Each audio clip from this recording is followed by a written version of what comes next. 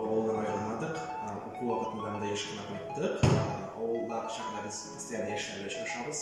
Үзебезнең классташлар белән. Еш кына без ишетәбез, ул дигән сүзләр, но